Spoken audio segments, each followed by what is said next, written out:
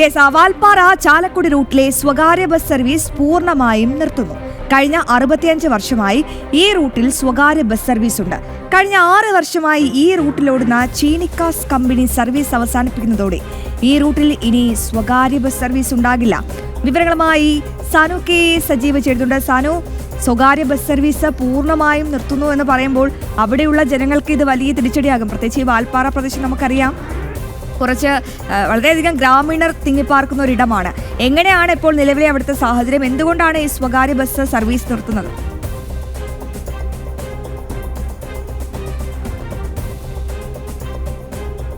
അശ്വതി, പ്രിയദർശിനി KSRTCയുടെ ആ സർവീസ് തുടങ്ങിയതിന് ശേഷം ഈ സ്വകാര്യ ബസ് മേഖലയിൽ ഈ പ്രതിസന്ധി ടോപ്പ് ഗിയറിലാണ്. ആ ഒരു അവസ്ഥയെ തുടർന്നാണ് ഇപ്പോൾ ചാലക്കുടി വാൽപ്പാറ റൂട്ടിലോടുന്ന സ്വകാര്യ ബസ്സുകളെല്ലാം പൂർണ്ണമായും സർവീസ് നിർത്തുന്നത്. അതിൽ അവസാനിക്കാൻ പോകുന്നത് ചീനിക്കാസിൻ്റെ ബസ് സർവീസാണ്. കാരണം അത് ചാലക്കുടിയിൽ നിന്നും അതേപോലെ തന്നെ വാൽപ്പാറയിലേക്ക് സർവീസ് നടത്തുന്ന ഒരു ബസ്സാണ്. 2 ബസ്സുകളാണ് ഇവരുടെ അവിടേക്ക് സർവീസ് നടത്തുന്നത്. നിലവിൽ മറ്റൊരു ബസ് സർവീസുകളും, അതായത് സ്വകാര്യ ബസ് മേഖലയിൽ നിന്ന് മറ്റൊരു ബസ്സുകളും ഈ വാൽപ്പാറയിലേക്ക് സർവീസ് നടത്തുന്നില്ല.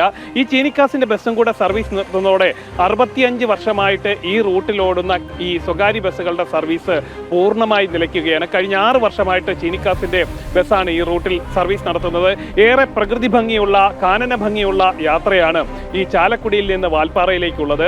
ചാലക്കുടിയിൽ നിന്ന് പോയി അതിരപ്പള്ളി വഴി വാൽപ്പാറയിലേക്ക് എത്തുന്ന സർവീസാണ്. ഏറെ രസകരമായിട്ടുള്ള, എന്നാൽ കുറച്ച് ആശങ്കയൊക്കെപ്പെടുത്തുന്ന ഉള്ള റൂട്ടുകളിലൂടെയുള്ള യാത്ര. അതേപോലെ തന്നെ വന്യമൃഗങ്ങളെയൊക്കെ കണ്ടുകൊണ്ട് സഞ്ചരിക്കാൻ പറ്റുന്ന ഒരു മേഖലയാണ് ഈ റൂട്ട് എന്ന് പറയുന്നത്.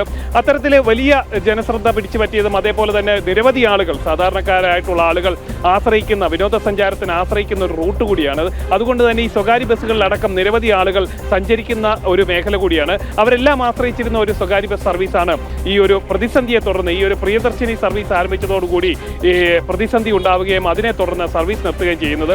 ഈ ബസ്സുമായി ബന്ധപ്പെട്ട ആളുകൾ പറയുന്നത് ഒരു ദിവസം 4500 രൂപയോളം അവർക്ക് പ്രതിദിനം നഷ്ടം വന്നുകൊണ്ടിരിക്കുകയാണ്. ആ നഷ്ടം സഹിച്ചുകൊണ്ട് ഇനി അവർക്ക് സർവീസ് നടത്താൻ പറ്റില്ല. അതുകൊണ്ട് തന്നെ സർവീസ് നിർത്തുന്നതിന് വേണ്ടിയിട്ട് G-ഫോം സമർപ്പിച്ചിരിക്കുകയാണ് എന്നാണ് അവർ വ്യക്തമാക്കിയിട്ടുള്ളത്. എന്തായാലും കഴിഞ്ഞ 65 വർഷമായിട്ടുള്ള ആ ഒരു റൂട്ടിലെ സ്വകാര്യ ബസ്സുകളുടെ സർവീസ് ചീനിക്കാസിന്റെ ബസ് കൂടി നിർത്തുന്നതോടുകൂടി അവസാനിക്കുകയാണ്. അശ്വതി.